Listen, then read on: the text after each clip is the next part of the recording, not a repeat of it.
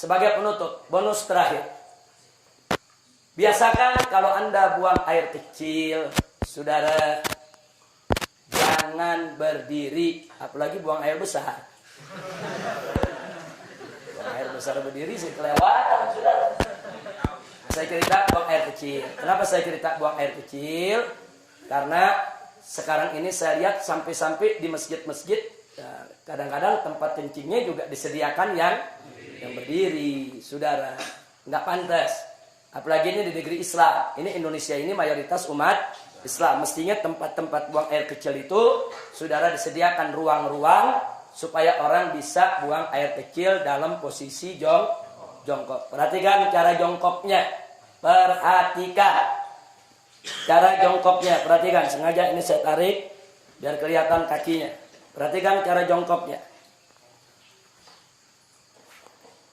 Jadi kalau kita baca kitab Kifayatul Akhyar sampai cara jongkok diajarin. Sudah. Nah, cara jongkoknya itu perhatikan. Jadi ini kiri, ini kaki. Jadi kita punya paha, ini pantat kita, ini diri di atas kaki kiri. Ini tegakkan. Begini cara buang air kecil. Seperti ini. Nah, karena kalau Anda lakukan seperti ini, insya Allah buang air kecilnya tiris. Kita jauh dari penyakit silisil bol. Nah, penyakit yang kencing gak habis-habis. Sebab kalau Anda tidak tiris, ya perasaan kalau kita jongkok aja biasa, kencing, selesai. Saudara, nah begitu selesai, kita ambil wudhu dan lain sebagainya. Tanpa terasa, kadang-kadang air kencing masih keluar. Ngetesnya gampang.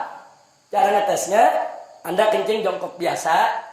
Nah, setelah jongkok biasa selesai, Anda cebok, istinja, Anda keringkan, Anda taruh kapas. Tes saja atau taruh tisu. Nah, taruh tisu, Anda pakai celana dalam, taruh tisu, tutup aja sama tisu.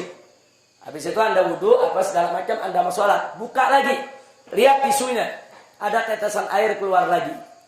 Itu kalau kita mau ngetes, bener gak ini keluar lagi? Jadi kalau orang yang buang air kecilnya tidak tiris, akan keluar lagi.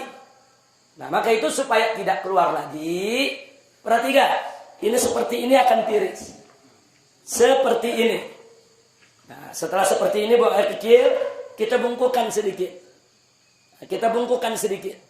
Nah, boleh sekali-sekali kalau masih berasa ada, kita tukar posisi. Nah, sekarang kita di kanan, kiri yang tegak. Tapi ini bukan posisi utama, bukan. Posisi utama yang tadi. Posisi utama yang tadi. Ini cuma untuk menggoyang kita punya kantung kencing. Supaya kantung kencing kita ini kegoyang. Digoyang begini. Balik lagi. Nah, tapi ini yang utama. Ini kalau begini kita kencing, insya Allah tiris. Tidak akan tersisa lagi. Kira-kira jelas tidak? Ditambah lagi dengan jari kita tekan bagian bawah sebelum bagian dubur di bawah ada, kalau kita tekan keluar lagi itu cairan, tekan sedikit. Nah, yang ketiga istibra. Apa istibra? Dehem-nya bukan dehem dengan tenggorokan, bukan dehem dengan suara dada, dehem dengan perut. Perut, jangan pakai dada. Enggak. Coba lihat, ada bedanya ya dengan dada sama dengan perut? Beda, coba pakai perut, gimana deh? Perut kita tekan. 3-4 kali. Itu klepnya terbuka.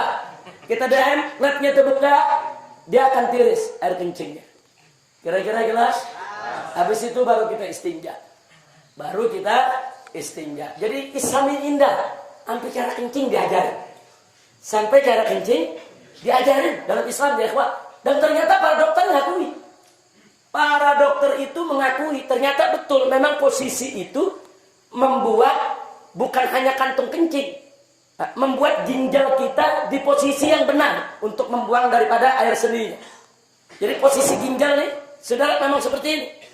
Dia jadi seimbang posisinya kalau begini. Ginjal kanan, ginjal kiri. Saudara, memang posisinya begini.